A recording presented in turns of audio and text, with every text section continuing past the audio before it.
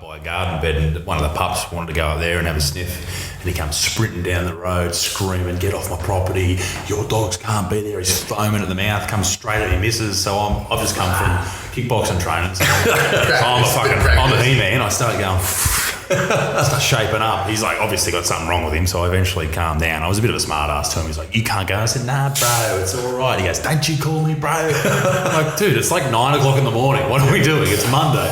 Where are you living? Yeah. And that's a mixed bag still. It is, man. There's some really nice places, and some people have been there for a long time. I don't know any of the suburbs in fucking Newcastle at all. Like, not Mate, it's a good joint. It's like right next to Charlestown, so it's a good joint, but it's just Jesus Christ. Yeah. wow. Just a Get it early so I don't have to refill. just a dash. We did one the other day with one of the boys in the army, and he got halfway through it, and Keegan reckons he was watching us pouring drinks, just getting turned off by fucking full alcoholics.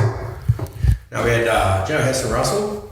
Good guy, good cunt. Yeah. Yeah, he got on and,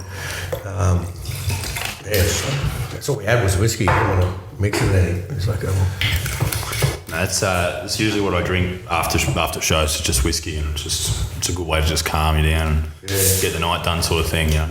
But I don't drink that much.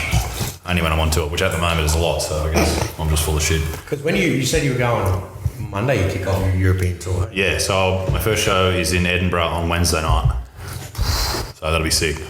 Real. Next week, when you flying out? Monday. Fuck. Yeah. Sick. No, I'm pumped for that, except for the flight. I'm just fucking... You get... Like, I fly to Perth quite a bit, and that's just, like, on the edge of losing your shit. Yeah. So we'll What's see. that 5 hours for me? Yeah. First time I went to Perth... Oh, wait for the podcast. Jesus Christ. Well, we'll just go. It's already been going. Are we? Yeah. First time. Do an intro? Mate, first time I went to Perth, it's like a 5-hour flight, as you said, and we sat on the tarmac with some problem going on. And they said, "Oh, listen, there's a bit of an issue. We'll be about 20 minutes delayed." And they come back and said, "Listen, there's a problem with the air bridge, the bit that you walk on to get onto the front of the plane. We're flying someone up from this is in Brisbane, flying someone up from Melbourne to try and get it detached. It wouldn't fucking detach. So we sit on the tarmac for 4 hours." Well, there's a bloke on a plane. He was on a plane, got his tool bag, coming up to rip the bloody the air bridge off. And so it was a 9-hour flight to Perth. I got there, went straight to the show, got changed and went on stage and did 2 shows that night. Fucking horrible.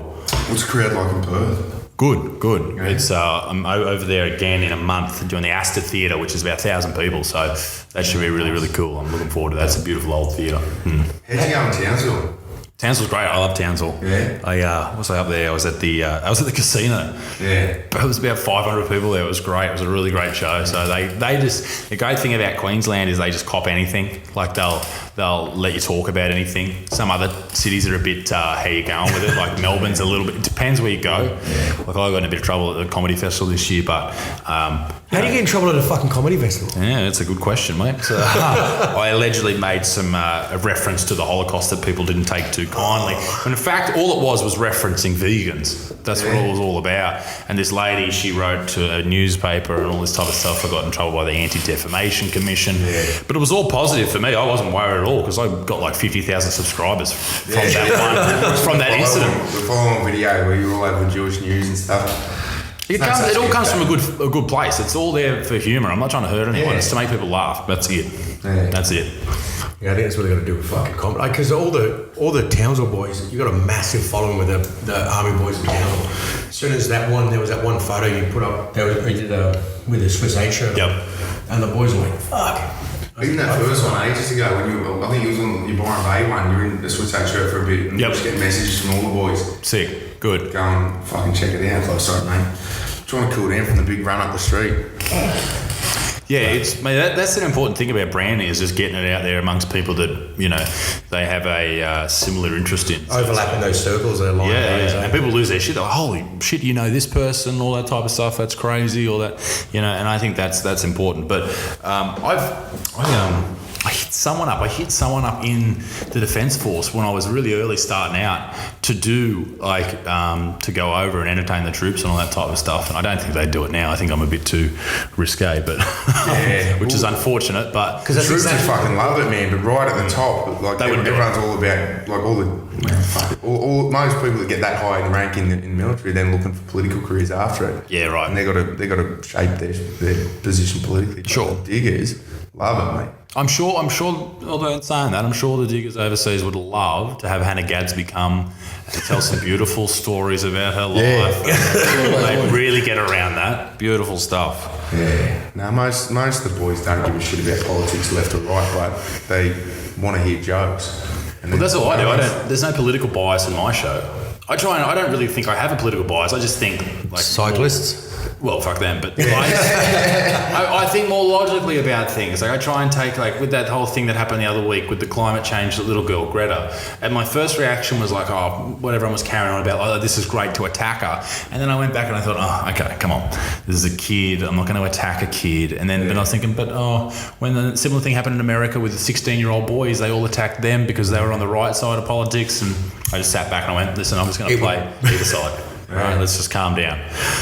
But it'd be unfair not to attack her. It would. Sexist and ageist if you don't attack her. Yeah. That's where I sort of sit. But mate, I don't know. With my sort of career and the things that I do, regardless of what you say or what you do, someone will be pissed off, and that's just life. It's all good. Yeah. You know. Now we were talking about this the other night. There was actually one of the boys wrote a blog about it. He does some stuff for mates in mining. He wrote this blog, and Max brought up the same point just off the cuff the other night. And it's like when you're in the army or military in general, no one gives a shit about race, no one gives a shit about ethnicity or fucking if you're gay, straight, black, white or brown. It's just the boys talking shit and you're allowed to make fun of each other. And then you get out and you're like, oh fuck, everyone's actually sensitive about this shit. And it's weird. That's why I think that's why a lot of the boys resonate with your style of comedy, because you just don't give a fuck. Yeah, well, it's the same with comedy. It's like when I'm around comedians, we say the most heinous shit to each other to try and make each other laugh. You know, and that's just how we operate. It's the same when you play footy and stuff. You may say the worst shit possible, but then when you record that and I put that on YouTube, like I did that the other day with this Andrew Schultz comedian from America, and I put something up that was completely out of context. He was just being a horrible piece of shit to elicit a humorous response from me, and people were blowing up. You can't say that. How dare he say that? I was like, but he's a comedian. He's just... It's not true what he's saying. It's not what he really truly believes in his heart of hearts. He's just being an asshole. Yeah. It's okay. It's okay to be an asshole. Fucking oath it is. I love it. That's what I base my career on, is being a piece of shit to certain groups of people. It's going well. Yeah, I'll say it's going. I'm drinking vodka on a Thursday. Bloody 2 a.m. No. Because I don't know, because the tour is just around Europe. How do you schedule it? You just go away for a month, nail out some tours. Yeah, so I started my first tour last year in June, and I said early on that I didn't want to be away for long periods of time for 2 reasons. I got a family, and I don't want to have to lack in the content department. So the way I work is I go away for the weekend, and then I come back. Thursday, Friday, Saturday, come home Sunday or Monday or whatever. And so I started this tour. I started it probably 2 or 3 months ago, and I've done, I think, probably close to 30 shows now, including New Zealand and around the top half, all of Queensland basically, and then except for the Gold Coast and Brisbane, and a lot of New South Wales as well, including Newcastle. And that is all then leading into this Europe tour, and then come back for another 12 shows, and then I'm done. And so I think it's around 50 or something for this year. And then I come back, and then I'm into Melbourne in March for a month of every night for shows, and then off to America for another month. So it doesn't really stop. That's the thing. And I'm one of those people that likes to be really busy. Yeah. You know, if I'm quiet, I start to freak out a bit.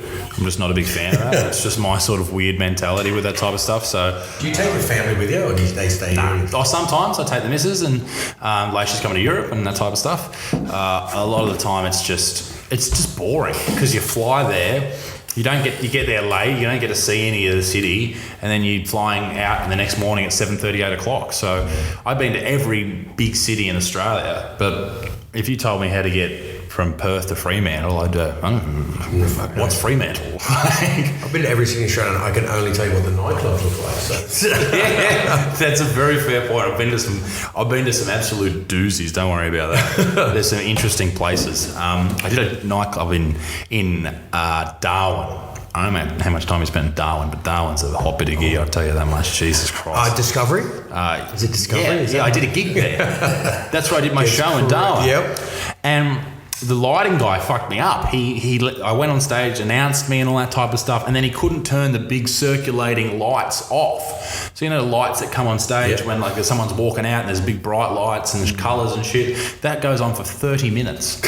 And the front row, everyone's getting migraines. I've got epilepsy, right? So I'm freaking out. Am I going to die for this?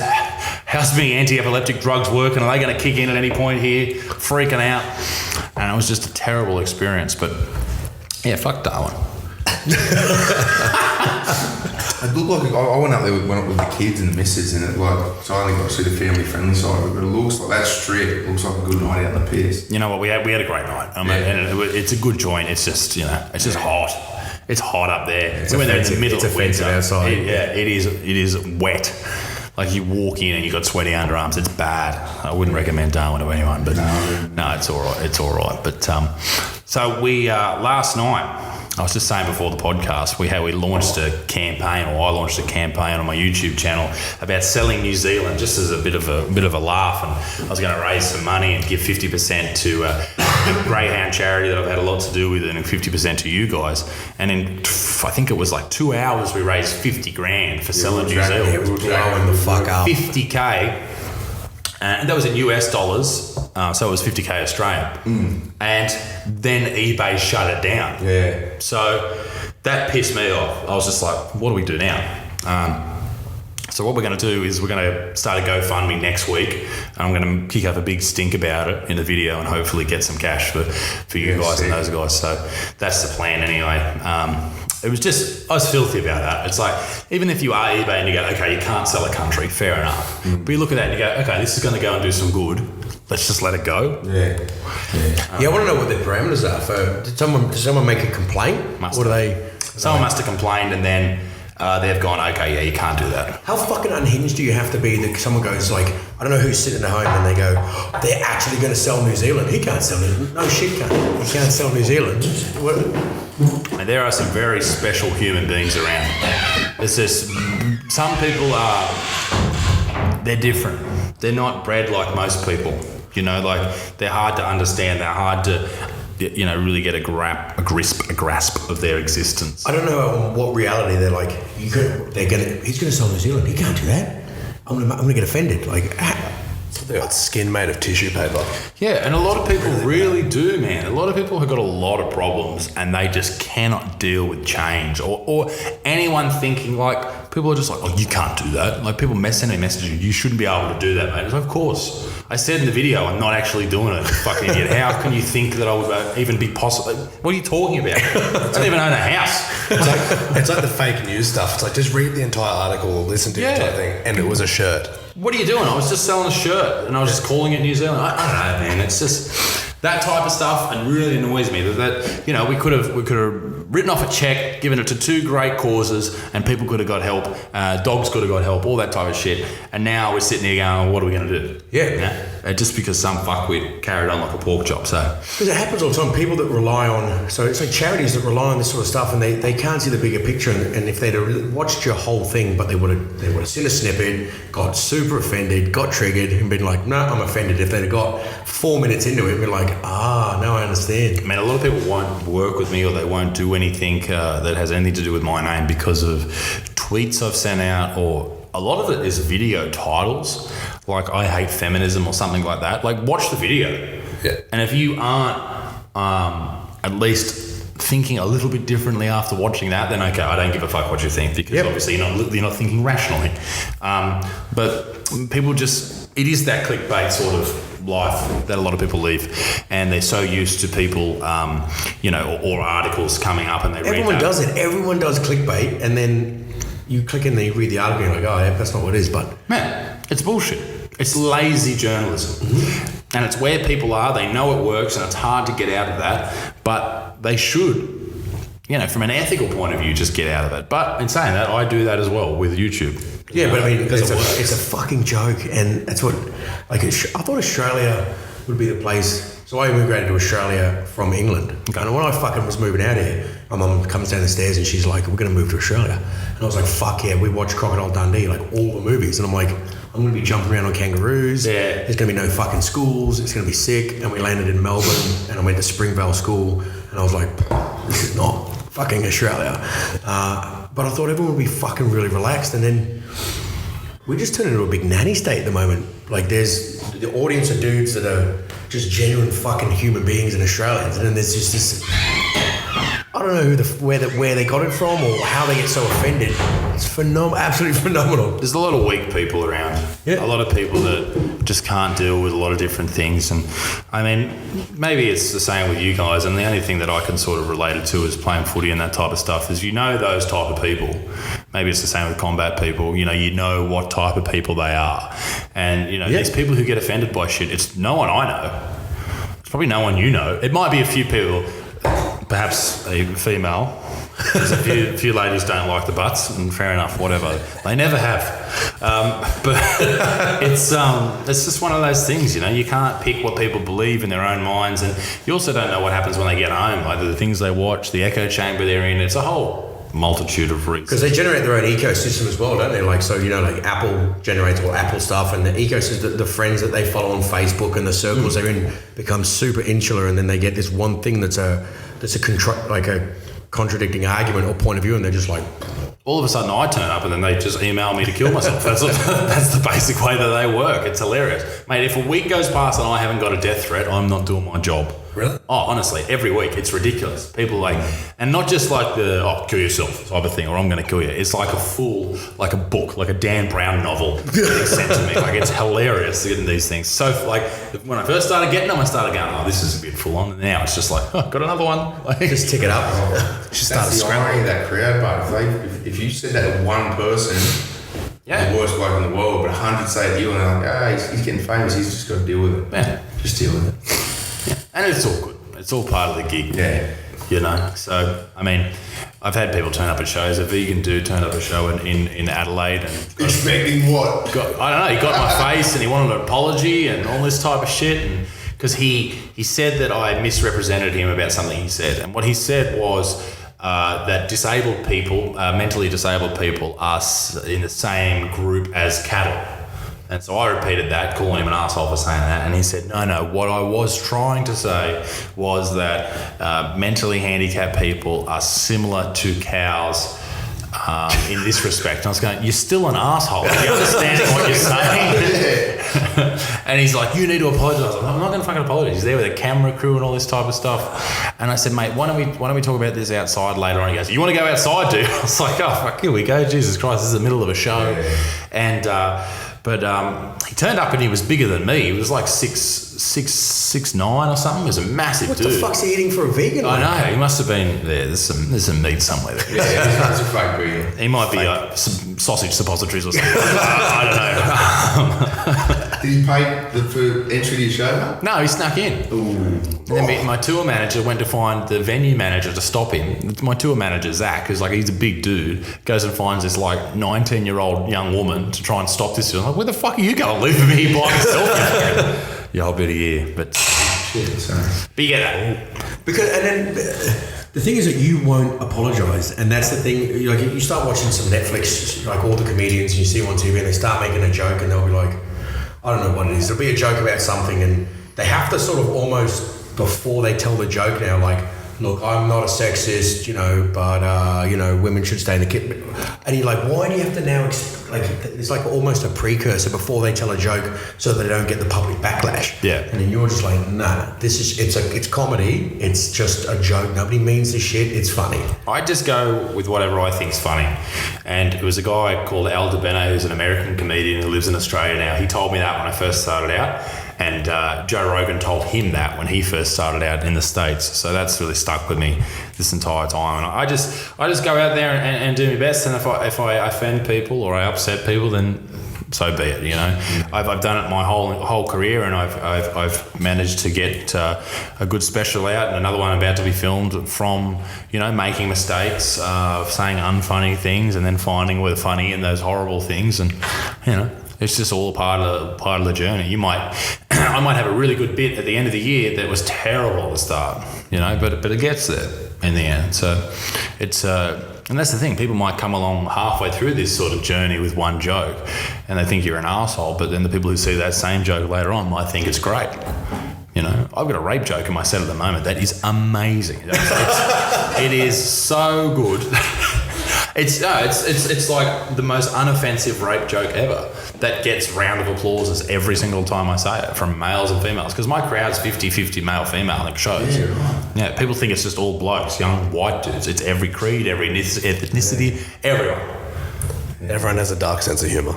Every single person, mate. The Sunrise special comes off, and then the real people that laugh. It's like the polling booths when Donald Trump and Hillary Clinton, they're at the polling booths, and they're like, oh, Hillary's won this in a landslide. And then when you go in a little private booth and nobody's watching you, everyone's like, Donald Trump, and like, oh, it's an upset. You go to comedy specials, people are pissing themselves at your fucking jokes because it's the dark side of them coming out. I know these other comedians that do it in Australia, and there's so many, and I'm not the best comedian in the world. I'm not saying that at all. But there's so many people that are on TV, that are on getting these Amazon deals that just happened. All these 10 comedians in Australia got signed with Amazon. Man, they are only there because they fit a representation, or they fit this mold, or this thing that they think works and they think is something they can sell. And it's just not.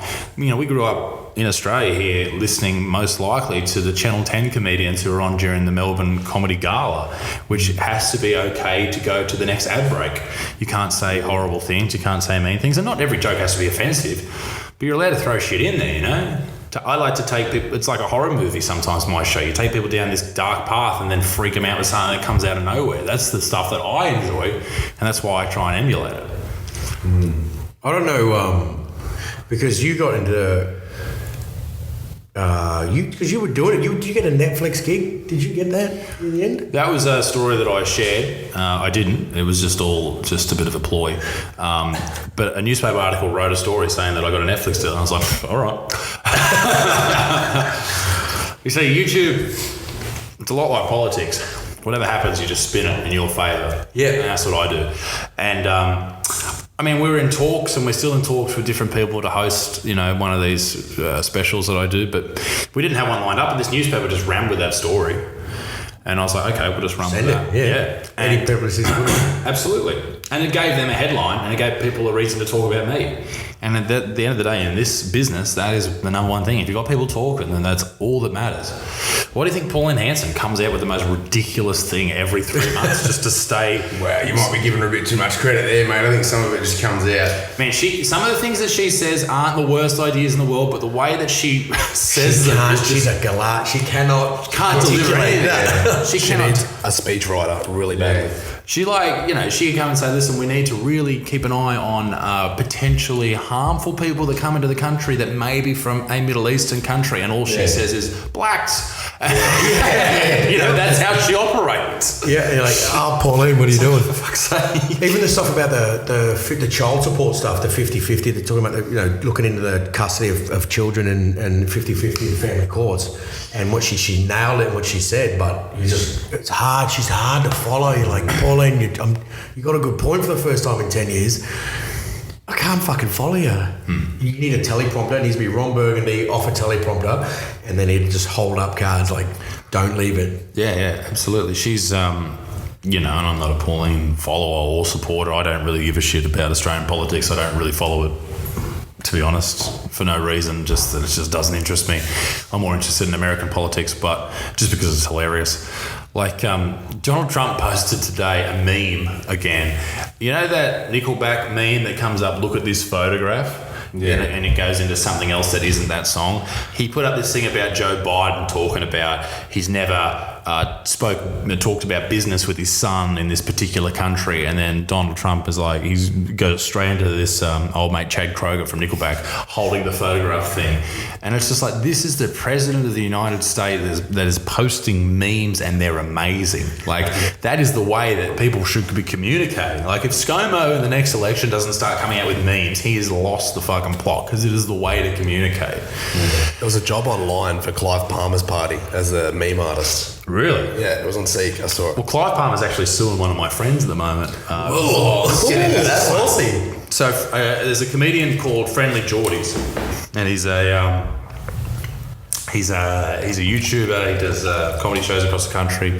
Very, very a very intellectual person. He's studied political science at uni and all that type of stuff. So he's very much the opposite of me. He's actually well read, knows what he's talking about. He's not just flying by the seat. But he called Clive a fatty McFuckface in a video and some other things like a walking meme, and then like 6 months later he got a letter from Clive's lawyers saying you called him a fatty McFuckface and we're going to sue you for defamation for $500,000 unless you apologise. So Friendly Geordies makes this whole like half an hour video. It's got like 1 million views. Just double downing on it, calling him a massive fatty McFuckface. He got all these other YouTubers. I did a bit in it saying, Clive, you're a fatty McFuckface. Oh man, it was amazing. It's like how out of the loop do you have to be as Clive to go and try and sue someone who's just some dude on YouTube? Like it's beyond me that's what. Maybe he's running out of money. Maybe he's like, I need to pull that off. I don't know. He's this guy who owes all these people money, and yet he's playing these lawyers on retainer to try and make Probably like that. Like if you want to get paid, start suing some people because they ain't got no bankroll. Surely he knows that this kid doesn't have $500K, or at the very least to put up a legal defence. Well, I thought he's not even allowed in the country at the moment. I've no idea. Isn't he? Because of his nick. Well, I'll probably talk out of turn. We'll get sued next week. But it's a bit of good PR for the podcast. But I thought he was out of the country because his nickel refinery is getting sued and he's in a bit of trouble. No idea. He's everywhere, that bloke. Yeah. It'd be hard for him to get on planes though. He's a big fat mess. He is. I'd hate to buy 2 tickets or what? No, not Clive. Jesus Christ. 3. Flying private, surely. You can't sue charities, can you? We're gonna find out after this podcast. You might have to sell Australia for us, mate. So what's Swiss doing? What are you guys doing now? What's the next move here? Well, the app's about to drop about 2 weeks away, just quietly. All the boys that have signed up, we released it about 2 months ago, just to a few soldiers to test, and it all went well and we got all the bugs out of it. So we're going to release that, and then when's this going to come out? We don't want to tell people about the stomp too early, so fuck it. So next year we're going to do the hard launch, like March next year, and then to promote it, we're going to walk around the country. Sort of team of veterans and team of bunch of soldiers, civvies if they want to get on board. Just walking Sydney, Brisbane, Darwin, Perth, around the bottom. That's sick. Just letting everyone know that the app's there. It's a tool they can use, and doing events. So if you got, I don't know what your gig tour's like next year, but if you've got fucking gigs anywhere along the route that we can line up, that'd be sick. We'll get the whole tour. What dates are you talking next year for the walk? 1st of April we leave Sydney, and then it's pretty much a month between stops around, well, not between stops, but a month between states around the country, back into Sydney end of November. Okay, right, yeah. So yeah, It's going to be fucking sick. It's going to be, as we go along, you know, get people in the clubs and RSLs, get communities together, like we were talking about before, about getting rural communities together, speaking about, but put an event on first, and then get up and do a talk about mental health, some proactive tools, get it out there, do a podcast with some fucking cool people in the community, so community leaders, sporting dudes, comedians, stuff like that, and then film a documentary in the background of just the lads being lads as we're going around. So Netflix documentary too, Max has been telling people, so Been telling everyone, so if I tell enough people, they're going to get on board. And then Netflix find out, and then people say, why aren't you filming it? They go, well, exactly. you know, they're a charity, why aren't you doing that? Don't you like vets? And then all of a sudden, Like if you don't film this Netflix, you are killing veterans. Just saying. No, mate, that one. Hear that, Netflix? While you're at it, sign me, please. That's almost how it works these days. That's how the app. So the app was finished a while ago and it got held up by Apple because Apple didn't like that we were. Well, their policy says you can't charge some people and other people get it for free. So that's discrimination. But they don't, obviously there's 1,000 levels of hierarchy in Apple, so it's getting picked up somewhere by an algorithm or whatever. And eventually we got through to their policy department in California, and we're like, is this really the story you want to release? That Apple doesn't want to release a free suicide prevention tool to veterans instantly, mate. Like under 24 hours, they're on the phone going, we'll fix this problem for you. It's a good card to play, but it's true. You're not lying. It's like, well, what are you guys doing? You know, and it's not that they weren't like. Apple's obviously not out there going, no, free apps for veterans, let's pull the pin. It's just that there's so many layers to it, but you just got to bring it to their attention. You bring it to their attention in a positive way. Yeah. Sometimes it doesn't get heard. You bring it to their attention and go, well, what if you don't? Sometimes you play that card, man. Yeah. People, they'll jump when you tell them to jump. It's important.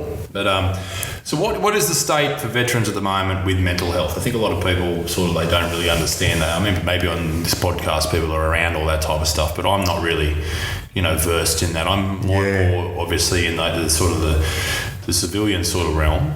But what's going on? What's happening? Actually, we might as well get into it because there's a lot of bullshit going around still. There's a lot of people telling stories that aren't real, and the numbers are a bit skewed. And at the moment, the suicide rate's still, the stats that we push out is it's still, you're 6 times more likely to die at your own hand than you are to die at war as an Australian soldier. So that's a stat that we kind of push out to everyone, which is super fucked up. It's hard to sell to people, because you don't want to say, let's balance it out by killing more people at war. Yeah. But there's too many soldiers. We've been to too many funerals lately, and we don't want to darken up the conversation, but we've been to too many in the last couple of years, and they're all preventable.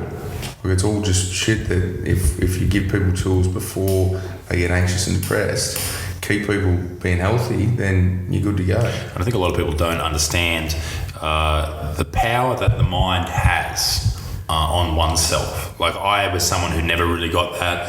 I have people in my family that have bad anxiety, and I used to just say, you need to calm down, all that type of stuff. And when I started to develop this type of epilepsy that I have, I had one in public, and it freaked me out. I ended up developing this weird sort of PTSD from it.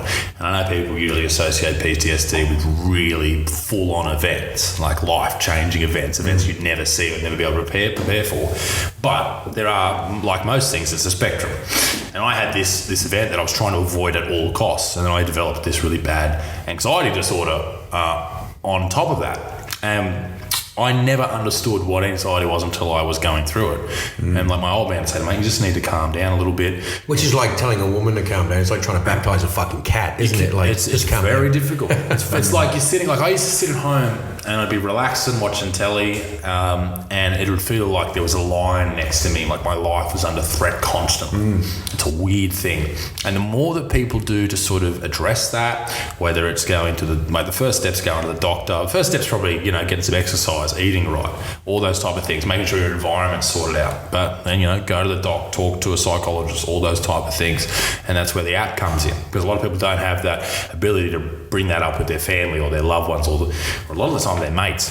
Because even if you say to your mate, oh mate, I'm feeling depressed or whatever, because it's context as well, because it's empathy. They've got to have either done it, or it's like when you're having the best day on the planet and you get a mate comes up and is like, oh, I'm having a shit day. You're putting your mindset on them. Yeah. And you're like, well, I'm fine. And you're trying to empathize with them, but you're like, you'll be right, mate, it's fine. Until you have context and you've been in that same place.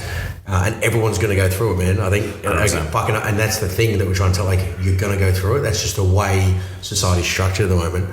And there's people that are out there now that are ambassadors for the whole fucking thing. Yep. And they're like, we know how to do this now because we've been there. And it's like yourself, there's lived experience, and that's the thing we keep spruiking. You're not a psychiatrist, you're not a psychologist, but you've had lived experience. You know where to go, and you know what not to do and what to do.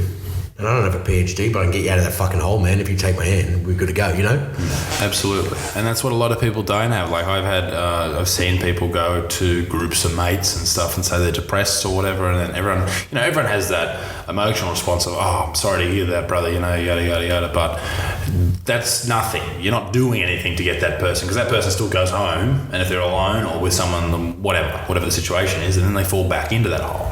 You need to really do something proactive, because, and I say this to everyone, I say every single person will have anxiety or depression in their life. Something is going to come up. You might have already dealt with it in school and gotten over it and you're done for the rest of your life. Or maybe you've got a big hurdle coming up, and the things that are in place now to help you through that, if you can learn now, even if you're not going through it, or if you are going through it, the things you can learn just to sort of base yourself and get yourself ready or get yourself out, or just, probably one of the things that I struggle with was trying to fix it immediately.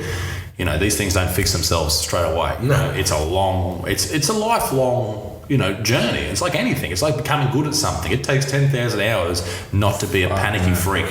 Like, that's where I'm at the moment. You know what I mean? It takes 10,000 hours not to freak out all the time. So you've read Outliers, have you? Sorry? You've read Outliers? No, mate, don't read. Don't read.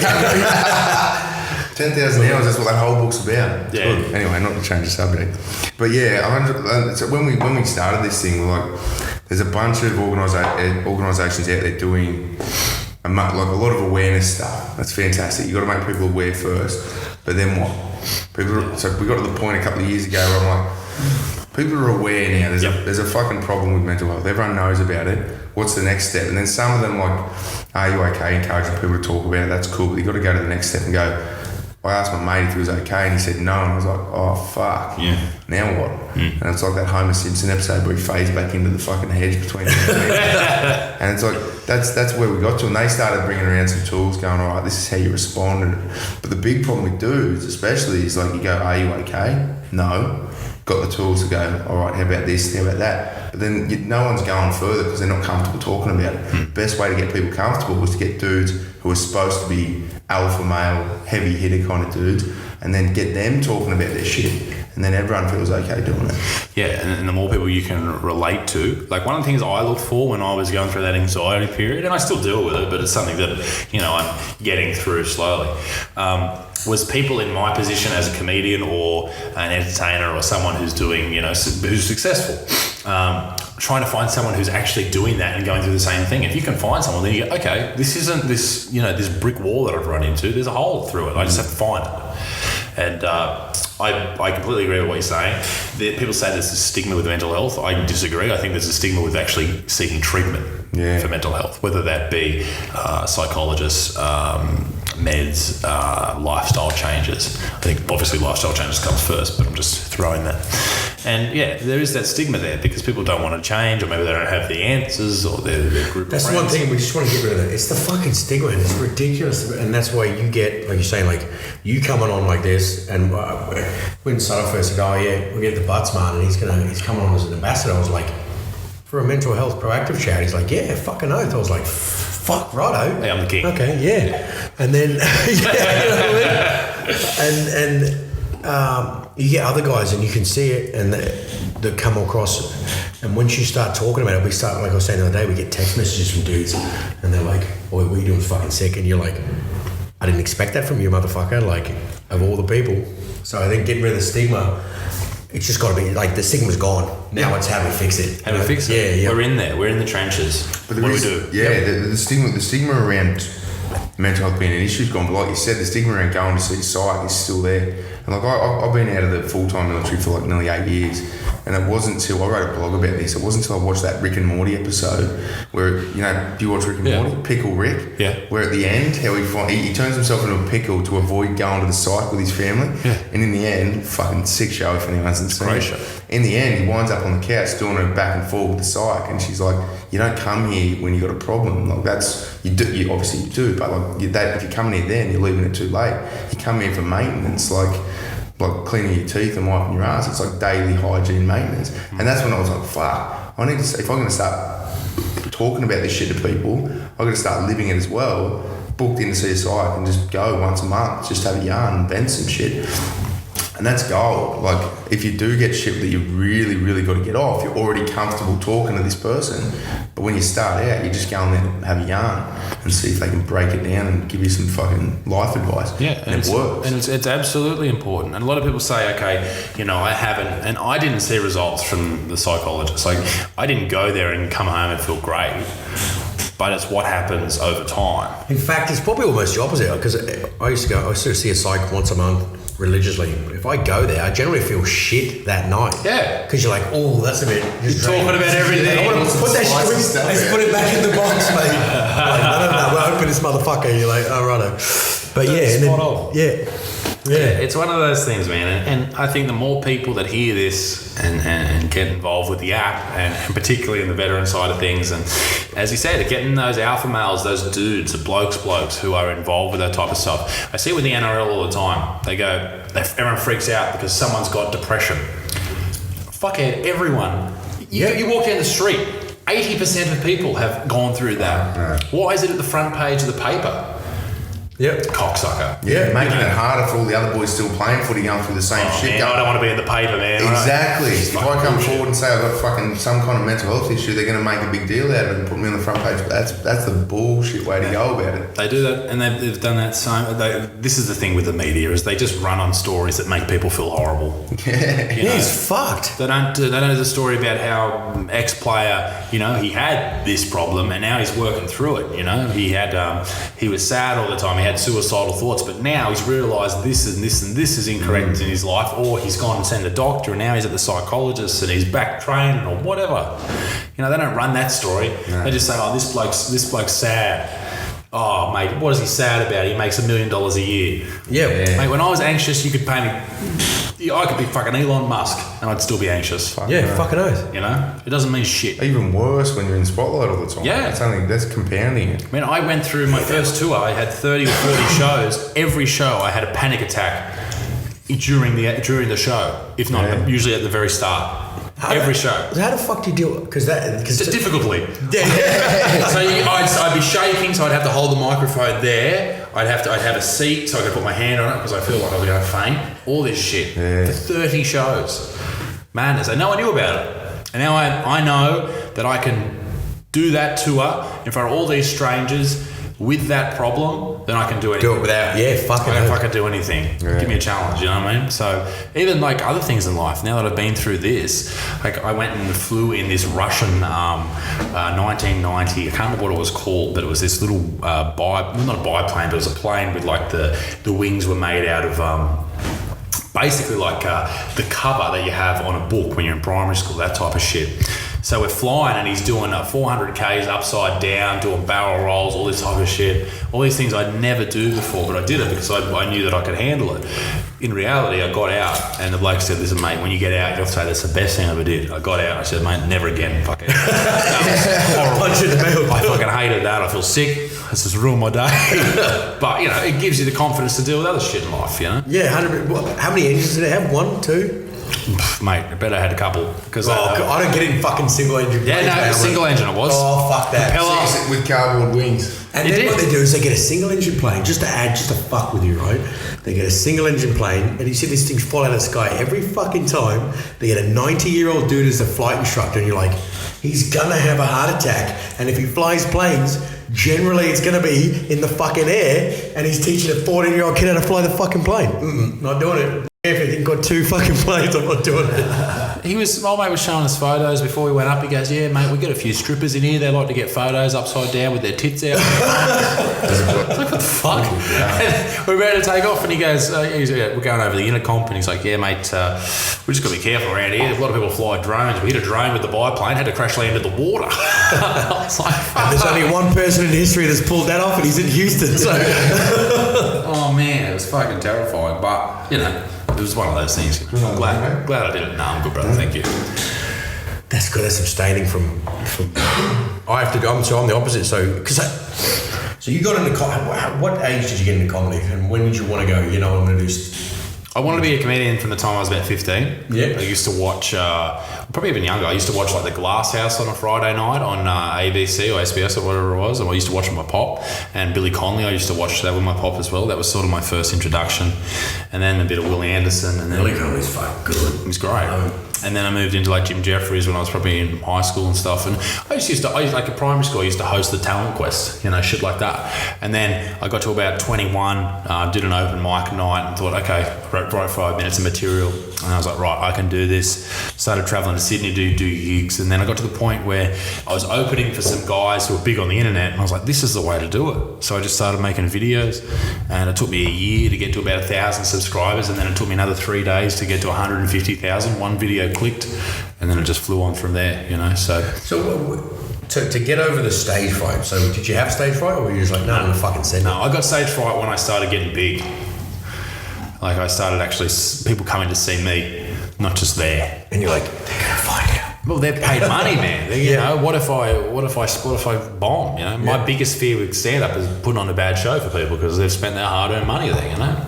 A lot of comedians just don't give a shit. They just go, "Oh, if you don't like it, you don't like it." But I'm like, fuck, I really want to. I reckon that's bullshit with most of them, man. I reckon everyone who gets into, unless you're fucking a freak, most people who get in front of a camera are semi-perfectionists, get performance anxiety, and that's all it is.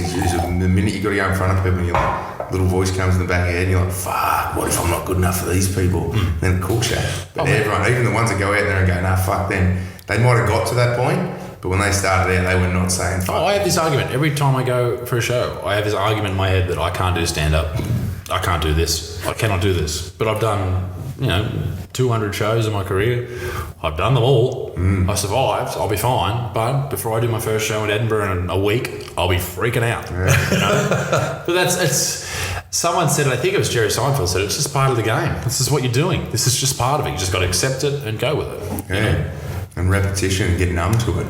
Well, not numb to it, but overexposure. That's like exposure therapy is the way to get through it. But it's also good because you feel you're part of the moment. Like everyone else out there is anticipating something. If you're back there and you're just like, who gives a shit? And you go become numb to it. Yeah. You got to fire yourself up and get out there. It's like, so, because I heard this, hey, like that's fucking cool. Because I heard, so people are like, oh, how do you deal with anxiety? And they're like, no, you don't deal with anxiety. What you do is, and I'm not talking about anxieties, have the just general, like maybe or nervousness is like, they talk about it like waves. You got to ride the waves and use that energy as excitement. And you're like, okay, I'm super nervous. Instead of trying to control it and stop, and be like, yeah, no, I need to calm down. You're like, nah, let's ramp it. And they took it. I'll bring up a study. I won't, and then we won't even put it in the fucking notes for the podcast. But they're like, literally, you can ride these fucking waves and fucking send it. Yeah. When I'm really nervous before a show, and for me, nervousness and anxiety is a bit different. You know what I mean? Like it's anxiety for me is this freak out when nothing's happening and you shouldn't be feeling it. Yeah. Yep. And nervousness is just when something's about to happen. You go, okay, I should be nervous here. Yeah. You'll know at a show if I'm really nervous if I like come out and I'm yelling and I'm screaming, because I do the whole sort of wrestling thing. Like I'm yelling at the crowd and pointing when the music's playing, all that type of stuff. Just to, I don't know, I just like doing it. Just for no reason. It's just good fun. You'll know I'm quite nervous because I'm just trying to get that energy and just fire. Yeah. It's just, but like I enjoy it. Like when you finish a show and you sit down, you go, oh, that was fun.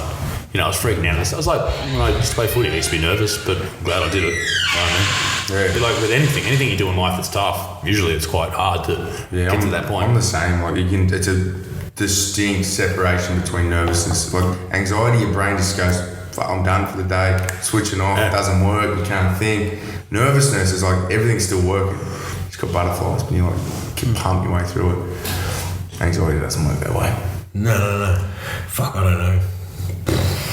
I used to get super nervous I started playing rugby in 1 hour with Sutter, and then I think that's the same thing, like you sort of feel before you run on the field. I was like, this is all right, but you can still process through it and use that energy, and you're like, yeah, it's cool. Yeah, you get your first tackle, or you take your first hit up or whatever, and sweet. And you're back and you're in the game and you're good, Yeah. What do you think is the big cause of the mental health issues with veterans? Oh, mate, we did surveys on this stuff. And this is what I was getting at before. If we get deep into it, we might as well. Like, a lot of the numbers say that everyone's got PTSD, and that's a fucking story that was getting sold to the media. The media loved it because it's something they can take and run with it and go, we're sending all of our soldiers to war, they're coming back with PTSD. That's not the case. Like, there's some people out there with legitimate PTSD, and I think it's an insult to what they've done that everybody else is fucking getting diagnosed with it. But there's a few avenues. Like, one, there's people that just got these signs and symptoms, they don't know what it is, and they go and get diagnosed with PTSD because there was a time when you had to diagnose it with something, you hadn't broken it down. Like, psychology is obviously, you got to break down the issues, and there's a whole new bunch of names coming out all the time for different conditions, and when they weren't sure what it was, they're like, all right, you've been overseas, you're anxious and depressed, let's just call it PTSD for now and then keep digging, and that's cool. But then the stats go in the books and they're like, fuck, everyone's coming back with PTSD, and it's not 100% accurate.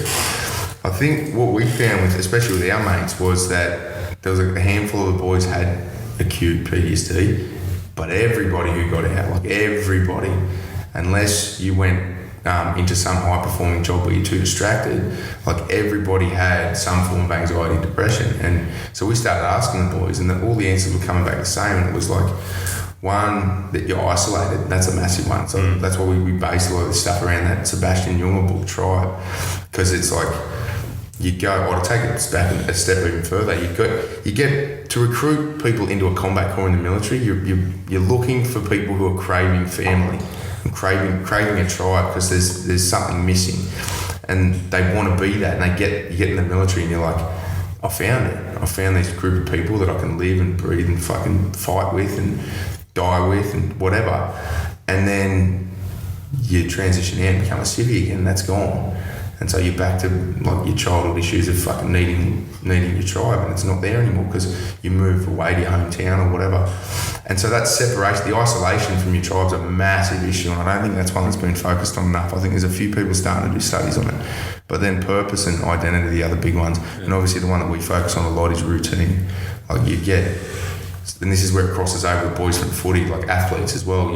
You're a young kid, going to school, everything's kind of in a basic routine as a kid. Become a professional sports person or join the military, and it's like you got to be here at this time, you're going to train at this time, you're going to eat this way, you're going to sleep at this time, and it's all routine. And then you get out, or you retire from sport, or you get out of the military, and it's like, don't have to do that anymore. So you just sleep in, and then you don't have to fucking be anymore. Man, so it's exactly so. Military. We were watching Netflix last night. Series. What was it? That new fucking Mind. Mindhunter. Is it? Mindhunter. What's the one with it's about talking about cults? It's a different one. I forgot the name of it. It's a documentary series with Okay. It's fucking sick, and it talks about, so it's like NRL clubs are cult. Like they're not cults. Okay, cool. Cults are a spectrum. Yeah. Over that spectrum, and so's the military, and so's. It doesn't matter what it is, whether it's a criminal gang and it's a group of belonging, and they can generate their own ideology and structure, and they've always got a charismatic leader, and it's always a captain or whatever. And then all that structure goes away, and you're a fucking NRL player, and they're like, okay, man, you're at the peak of your game, 37, we're not renewing your contract, bro. And you're like, I just played footy for fucking my whole life. What do you want me to do now? Bang, and it's gone. And they move away from the club. You know, if you're sick, if you're Jonathan Thurston, you might get a bloody speaking gig if you can talk.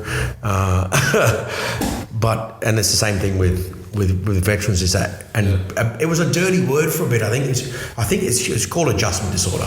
It's adjusting to a new situation or a new place or a new set of belonging, and part of those things are you lose some of these fucking things that you had, mates, location, identity. There was no isolation, and then you get out and you're like, fuck. And it's not just being a sad fucking sack and not getting on with life.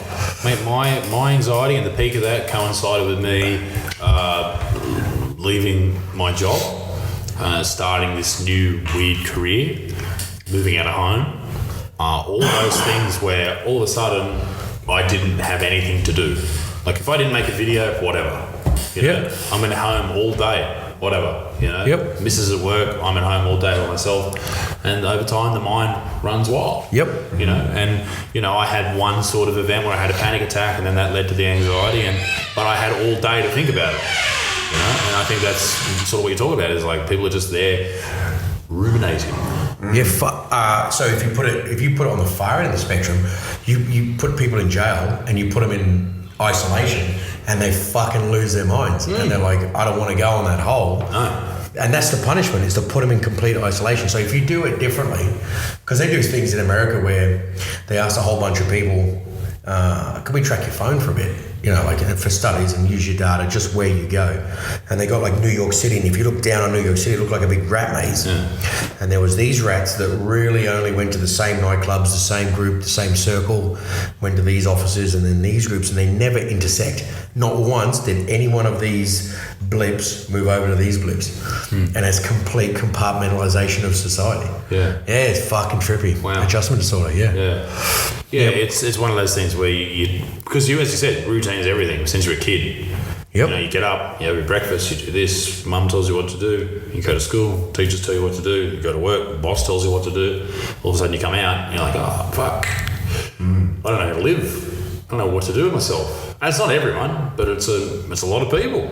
It's a lot of people freaking out. I think what you guys are doing is fantastic, giving people fucking routine. It's something so simple that people just you don't learn about it at school. No. It's something you just accept as a part of your normal life.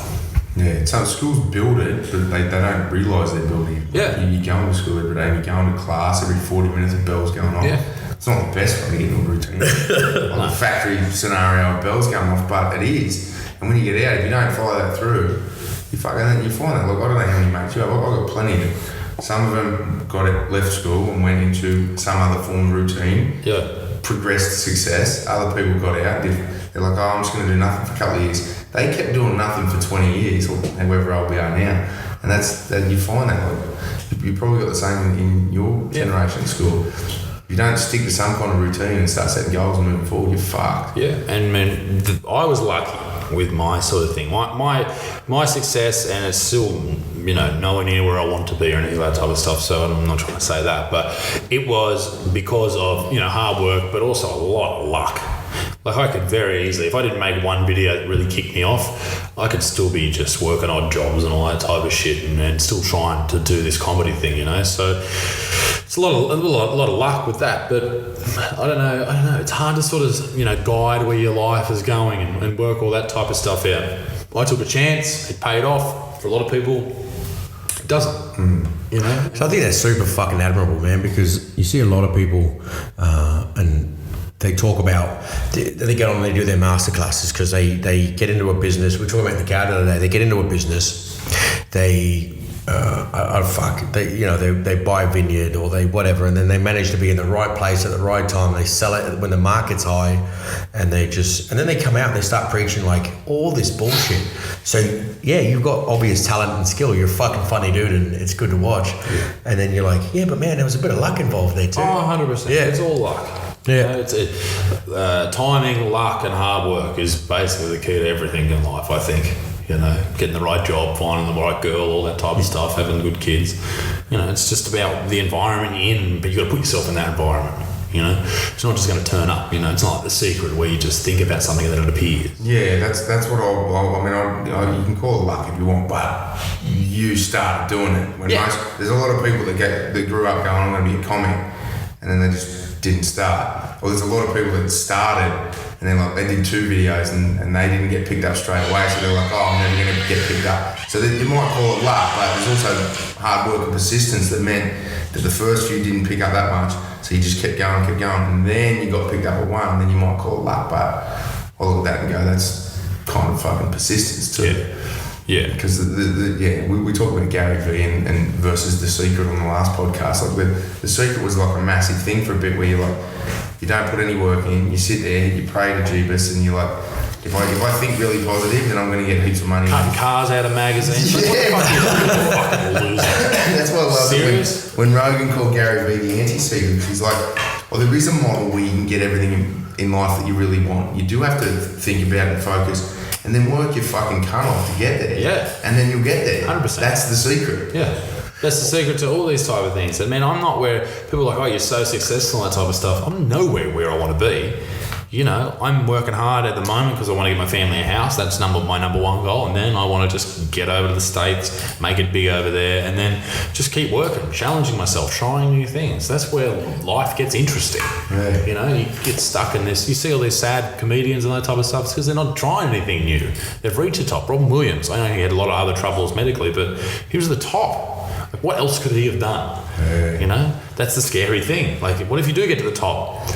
What do you do then? How do you stay there? How do you keep generating new material? And I think my brother said this to me yesterday. He goes, what if it all fails tomorrow and you got to get a regular job? And I was like, fuck. What do I do? I think you're going to be all right. Straight back to the Macca's drive-through. Fucking hell. If I start doing comedy, it was always ever going to be just a story of my fucking shitty, fucked up life. And then I'm like, how do you come up with this material? Like, it's just that. What do you mean material? That was my fucking life you were talking about. But most comics are fucked. Yeah. They've got something wrong. They think differently. They've had something happen in their life or something weird. So what happens when you get, let's say like you blow the fuck up more than what you do. So you got 1 million subscribers and there's 26 million people in Australia. Yeah. And I'm fucking sick at maths and we've proved this point. 1 in 26 people in Australia follow you on fucking YouTube. Yeah. What happens when you go to America and you blow it up and then you've got everything, right? How do you generate material when you don't have any fucked up stuff to... You have to like go undercover. Oh, and go. mate, pure talent, I think, would be the number one. Yeah. I don't know, man. I don't know.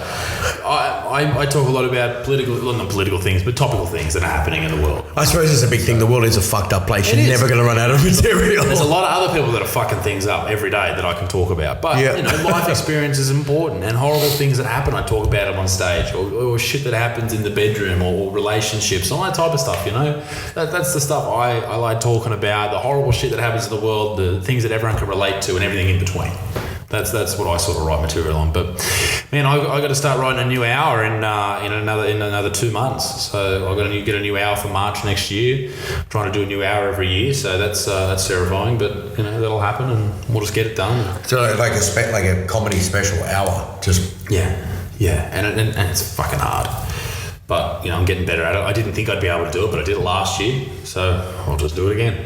It just comes out. It doesn't exist right now. But it's like, you know, if you have a tree, you can turn that into a desk. It'll just take time.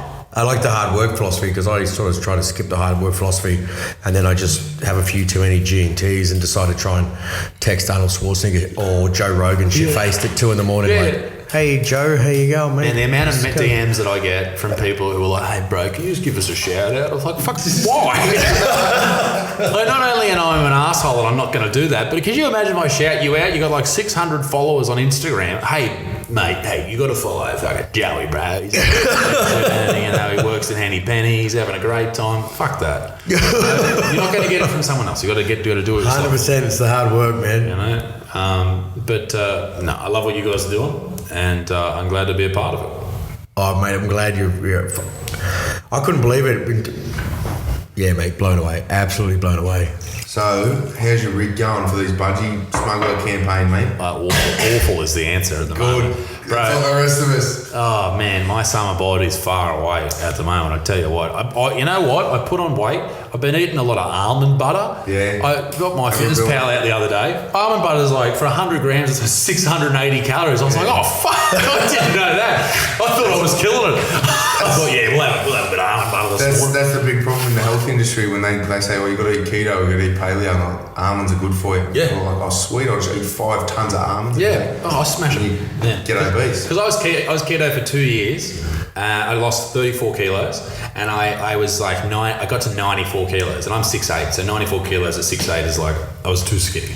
But and then I went on tour and stuff, and I put back on. I'm about 120 at the moment. But I'm also training every day, training MMA, all that type of stuff, jiu-jitsu and stuff. And the fucking almond butter, man. Yeah, it'll get you. Fucking almond butter. Honestly, serious pricks. Fucking, oh man, you can get them from My Protein online too for like $20 for a kilo of it. Yeah. So Butts is just scooping it out.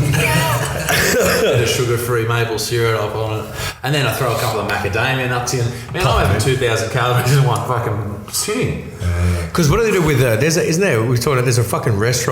There's that dude who runs a coffee shop, and he's like, he stopped selling fucking almond milk to people unless they got a like Doctor certificate of milk. doctor certificate. They're like, Man, I drink almond milk because if I drink normal milk, I will shit immediately. All right, I don't want to have to go to a pub. I don't like public toilets. All right, still can't do it. I can. I just don't want to. Can talk in front of thousands of people. Public toilet. Man, I don't want to shit in a public toilet, right? I just don't want to do it. It was like that, never pooed at school, all right? And now I'm just taking that through on the world. I tour around the world. But yeah, I mean, it's better than being the other way and just heaps excited about it. What, using public It's toilets? just like, man, I'm not doing this at home. I'm taking this out with me. I'm giving this back to the world. Depends on what time of the day, I suppose. You know what I mean? But no, that's why I drink almond milk, because it allows you to time your visit to the lavatory better, more appropriately. As opposed to, I was lactose intolerant when I was a kid. Mum was just a shitty mum, and she doesn't listen to the podcast anyway because she's shit. And she'll be like, "Oh, hey, my son's lactose, so I'll just keep feeding him milk, and then it'll go straight through him, and it'll just hold me over the bath." She's like, "Yeah, I just hold you over the fucking bath while you just shed it out." I'm like, "Do you think maybe I was just lactose intolerant and you shouldn't feed me fucking milk?" Yeah, I mean, keto's a great thing. I had this doctor the other day. I went and saw this other doctor. I had to get like a certificate thing for the epilepsy medication before going overseas to say that I'm not selling it or some shit. And I was talking to him about the keto. He's like, mate, listen, that's all bullshit, all right? Carbs are good for you. Eat as many as you can in the morning. And I was like, oh, I disagree. You know what I mean? I disagree, and then we start having an argument. And then he goes, at the end, he goes, listen, I won't charge you for the extra long visit. I was like, we're talking about cars for half the thing. You know? But there's a lot of misinformation about that out there. And I think, does the app that you guys are doing, does that have like recipes or? Yeah, we've got meal plans. Some of them written by veterans, some by city dietitians and stuff. Yeah, I'll put my almond butter recipe in there. Yeah, Jack, mate, if you want to write a meal plan, get some recipes in there. The Buttsmarn meal plan would be bloody solid. And we'll do a big photo with you in budgie smuggers with a dad bod. This is what almond butter will do to. But no, we got that's a hard thing with nutrition, man. It's a soft science. Like, it changes every 15 minutes. Yeah. And they're like, from the 80s till now, they were pumping low fats the way to go, and that's now bullshit. So they'll come out with a new diet next week and say that it's good again. So it's fucking confusing. But we like my philosophy, because I used to have health food shops over in Newcastle. My philosophy is just eat shit that grows on the planet. Sure. If it's been pumped full of preservatives and shit, it's processed and it's fucked. That first third of the supermarket. Yeah, the outside aisles. You're cleaning shit on one side and fresh meat, fruit and veg on the other. That's it. That's all you need. But that's not easy and yummy. Man, I went carnivore for 3 weeks. That was horrendous. Yeah. Not good? Oh, no, it was great. I felt really good. But the thought of a steak, halfway through, I was just like, I can't. Like, I felt like, when you think about something you really, really hate, you just feel that thing in your guts. You're like, I can't do it. I just feel sick. Like, that's how I felt about meat. I just didn't go anywhere near it. Yeah. So vegan next, or? I think so. That's how you flip it up. The world will explode. Well, I think we need to spend more time looking at blood types, because I looked into some people look into the whole blood type diet, and different blood types are supposed to prefer different styles of food. And my blood type says I should be eating like pretty much a paleo diet, like mostly meat with a bit of it, like with veg.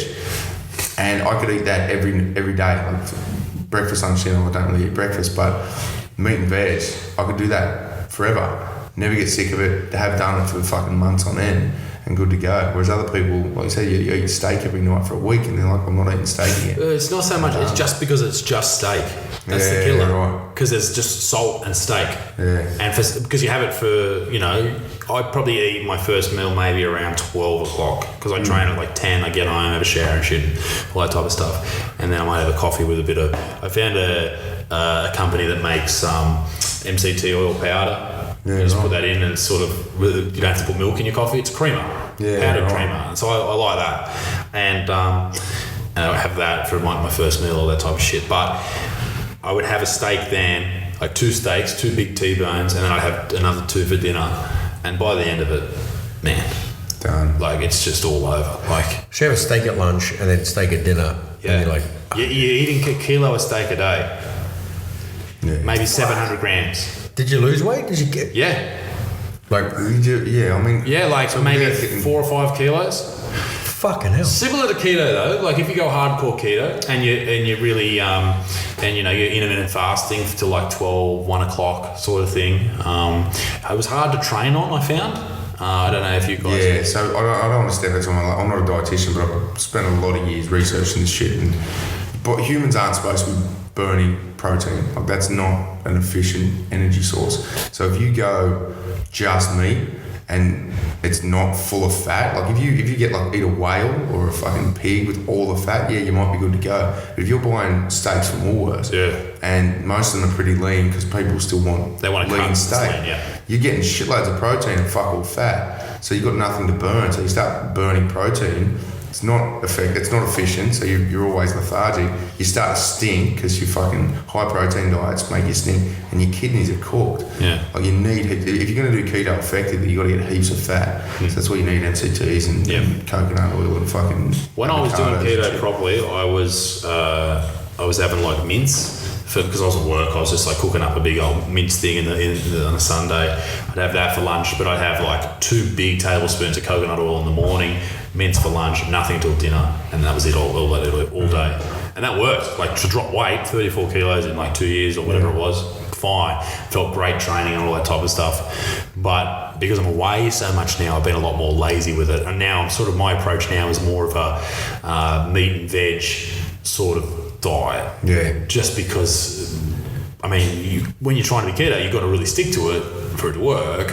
and I was trying to train on it, and then I was out of ketosis, all that type of stuff, trying to get back into it, and your training sessions are shit, and you get a bit down on yourself because you're trying to really push through these barriers. Yeah. And especially with like jiu-jitsu and stuff like that, like you can't roll properly because you're exhausted after a minute. It's just Because you get into jiu-jitsu. Yeah. I'm training to try and compete at the moment. Like I'm still like I'm not graded or anything. My gym doesn't really do the grading sort of system because they're not affiliated with a proper gym that has this and this and this. But it's an MMA gym, and so I just want to go compete under a white belt sort of thing. So I've only been doing it for a year, so still. Where's that gym around the day doing the? Lift Performance Centre in Sydney. Because they're taking off. They partner with jiu-jitsu gyms and that. And jiu-jitsu's fucking going mental. And it's great. It's great for people who have, like me, and I guess like you guys, like real proper competing. Yeah. Like going at it at another dude, like really just going at it. Getting the arm and butter out and going wrestling. at it. I just love, I haven't got, jiu-jitsu is one of those boxes that I put on my list for the last 5 years. I'm like, that's the sport I'm going to get into. Just haven't had time, just need to make it a priority. Just too lazy, basically. But like a lot of the boys get out of the military and they want to get back into some kind of combat sport. But I'm super conscious of getting my brain fucking rattled these days. So I'm definitely not doing striking sports because I grew up playing rugby and then joined the army and I was just doing explosions all the time.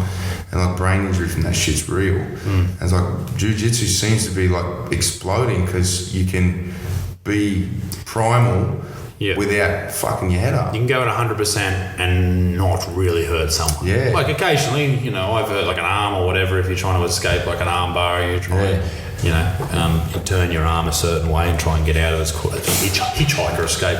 Try that. If you don't quite get it, then you might, impinge on your shoulder joint or whatever. But, that's like with anything. It's risk to reward, I guess. Yeah. But, man, jiu-jitsu is great. I go to a gym called Warrior World Gym, which is down the bottom of Bulls Garden Road there. And it's like, man, they're the best people. You belong to a family there. It's honestly one of the best things I ever did was go to that MMA gym because everyone's there. They're trying to compete. They're all trying to do the same thing. They're trying to be the best at what they do. See, and what's the fucking... It's a family unit. It's belonging. It's a purpose. It's all of those things. Starts tying it forward and moving it, you know what I mean? Respectful. Everyone brings their families around, everyone loves everyone there. It's everyone's slapping up and, man, I'm the widest boy alive, but I'll throw in a few of these ones. I don't give a fuck, How long have you been doing it? Coming up on a year now. No cauliflower ears yet? I've got a little bit in here. Mate, that's the one thing I don't want to start getting. I'm 33, mate. I don't need cauliflower ears now. And I've got a disgraceful body. I don't give a fuck. I'm just like, let's go. Actually, I couldn't believe when he walked in there because Keegan follows you, and he's like, no. You need to move the seat because he's a big boy. I was like, what do you mean? He's like, the motherfucker's like 7 foot. I was like, I saw you walk out the door. I was like, oh, that motherfucker's big. I think he's veggies, man. Don't worry about that. No, well, hey, man, I just want to say thanks for coming on and being part of this. I know you're one of our ambassadors, but it's really good to have you on and someone like you talking about this and being able to open up and reach out to people. That's real fucking sick. When you get back to Australia, or where can the people that are listening find you? Mate, I tell you what, ladies and gentlemen, if you're watching this right now, you're not subscribed to my YouTube channel, you are kidding yourself, right? It's the greatest thing you'll ever do with your entire life. Just search my name on Google and you'll find me. All right. Cheers for that. Thanks very much. Hey, thank you very much. Good stuff, gentlemen. Killing it. Thank you very much. Cheers, mate.